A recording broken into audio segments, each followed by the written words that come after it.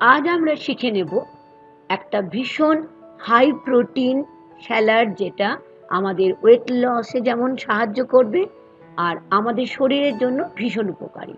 আমি এখানে নিয়েছি 5 রকমের চিকপিস, মানে আমার নিয়েছি, দেখতে পাচ্ছেন, কালো ছোলা নিয়েছি, সবুজ মটর, সাদা মটর, কাবলি চানা, 5 রকম মিশিয়ে নিয়েছি। আপনারা আপনাদের পছন্দ মতো নিতে পারেন।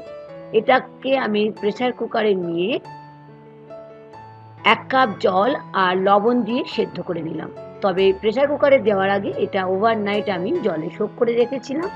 আমি দেখিয়ে দিচ্ছি কীরকম সেদ্ধটা হয়েছে, দেখেই বুঝতে পারছেন। এটা বেশি নরমও হওয়া চলবে না আর একদম শক্ত হওয়া চলবে না। তাহলে আমরা এখন চলে যাচ্ছি পরের স্টেপে। আমি নিয়ে নিচ্ছি একটা বাস্কেট, তার মধ্যে যে এক্সট্রা জলটা থাকবে সেটাকে আমি ছড়িয়ে নিচ্ছি।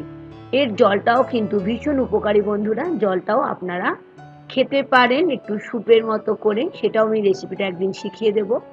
এখন আমি এটা একটা বাটির মধ্যে নিয়ে নিলাম। তৈরি করব এখন স্যালাড। 1 কাপ মাত্র ওজন করে নিয়ে নিলাম সব রকমের সেদ্ধ করা চিকপিস।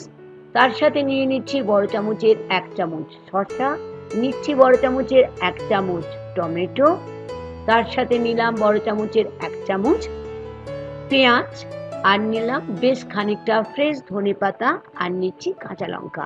কাঁচা লঙ্কা যারা খাবেন না বা বাচ্চাদের দেবেন অমিটো করতে পারেন। নিলাম বড় চামচের 1 থেকে 2 চামচ রোস্টেড বাদাম, খানিকটা নিলাম বিট লবণ, আর নিলাম রোস্টেড জিরে গুঁড়ো। তার সাথে নিচ্ছি আমি 1 চামচের মতো লেবুর রস। এই লেবুর রসটা অবশ্যই দিতে লাগবে। যদি মনে করেন লেবু দেবেন না, তাহলে এখানে চাট মশলাও দিতে পারেন। এখন একটু ধৈর্য নিয়ে, একটু সময় নিয়ে সমস্ত কিছু সাথে আমাদের চিকপিস, বয়েল চিকপিসটাকে আমাদের ঠিক এরকমভাবে মিশিয়ে নিতে হবে। এটা আমাদের সকলের জন্য ভীষণই উপকারী। যারা ওয়েট লসের কথা ভাবছেন তারা খেতে পারেন। নিয়ে নিলাম স্বাদ অনুযায়ী লবণ, যেহেতু আমি লবণ দিইনি, বিট লবণ দিয়েছিলাম, শেষে নিলাম বিট লবণের পরে লাস্টে নিয়ে নিচ্ছি লবণ।